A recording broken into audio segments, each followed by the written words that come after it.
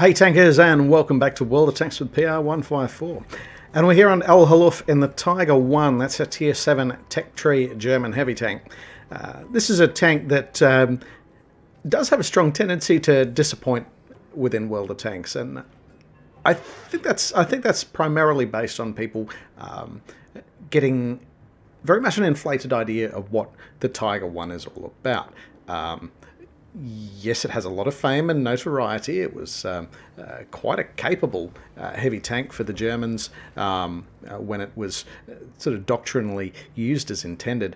A lot of Allied tankers from sort of American, British, and Russian forces really had hard time penetrating this vehicle when they encountered it on the battlefield.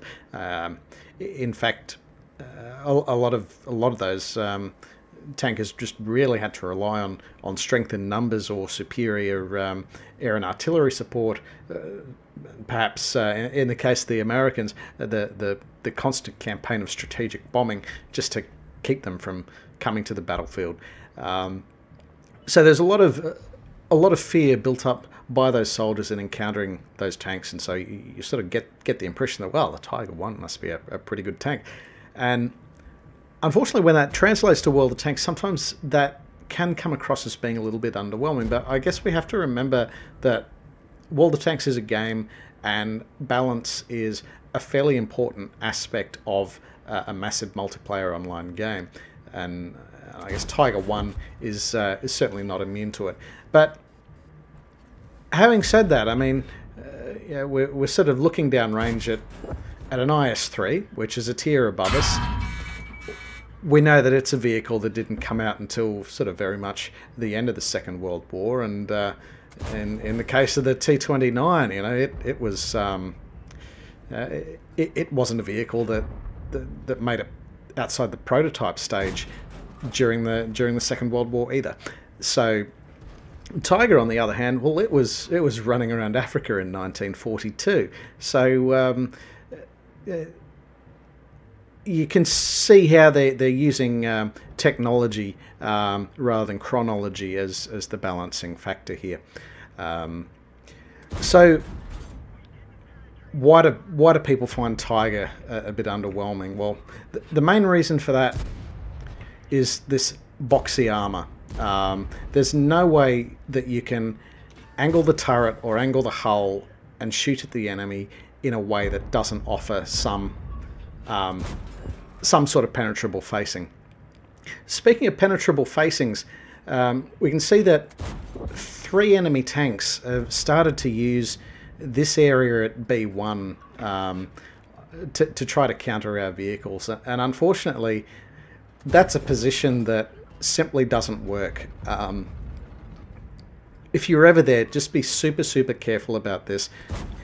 You can't reverse side scrape off that position, because all that happens is there's a slope above you, and what happens is your arse goes up in the air, and your roof deck ends up getting exposed. It can be penetrated and shot. We can see exactly the same thing happening to this T-29. You think about the T-29 turret, one of the best turrets in tier 7, and we're able to put penetrating hits into it, and that's because the arse of the tank is going up the hill, and tanks are vehicles and if the arse goes up, well, you're going to see more of the roof, and so that's exactly what's happening to this T-29.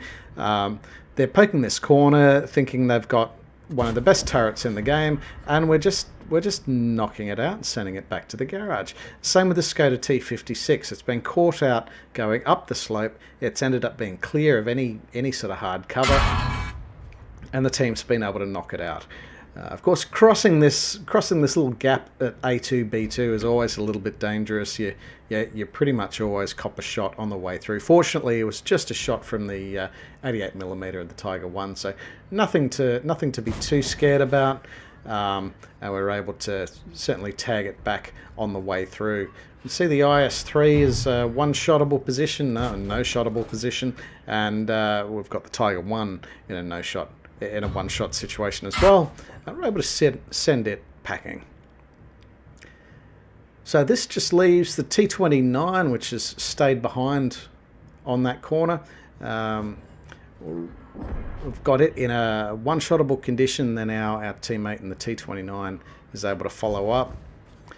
Penetrating hit to the enemy Panther, and that appears to be the only enemy tank in this area. Worth noting, we have a considerable advantage over the enemy team at this point in time. We've scored 5 additional kills over the enemy team. So it means we've got 9 guns left in the fight. They've only got 4. So we're very much into the cleanup phase of this game, unless they can start zeroing some of our tanks pretty quickly. It's very difficult to imagine that happening, as they appear to have lost their Type 64 and the Su-14 self-propelled artillery. Just leaves the IS, and we know there's a full health AMX AC-48 out there as well, so that's one we're going to have to keep an eye out for. And there it is. It's able to present, but it comes out with a fully loaded clip and is able to knock us out. But very quickly we see the enemy team able to press their friendlies rather press their advantage and knock out the remaining enemy tanks. So final scores 14-7. Let's go take a look at the results. And that's a victory for us, and for our efforts from bottom tiered, we've come away with an Ace Mastery badge in the Tier 7 German heavy tank Tiger 1. We've also picked up the high caliber epic medal for accounting for at least 20% of the enemy hit points.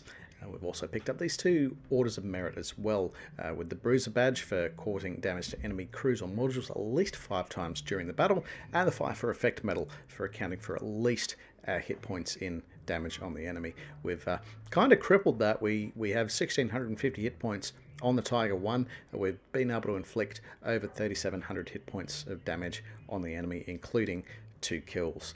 Looking at the team scores, we've placed top on experience from bottom tiered. That's of course closely followed up by the Progetto 54 and the T26E4 Super Pershing that were able to be used quite effectively in that sort of A1 to C3 sort of top corner, where a lot of the very decisive fights in El Haluf tend to happen. Looking at the detailed report, we did have a battle payments booster going at the time, which certainly contributed to our overall result, but coming in with a 45,000 credit profit on a Tier 7 tech tree vehicle, we're certainly happy with that. And if you've got a result that you're happy with, then please give us a shout over Discord or any of the links below. We'd love to feature your replays on the channel. Yeah, let us know and we'll try to sort you out. In the meantime, take care out there.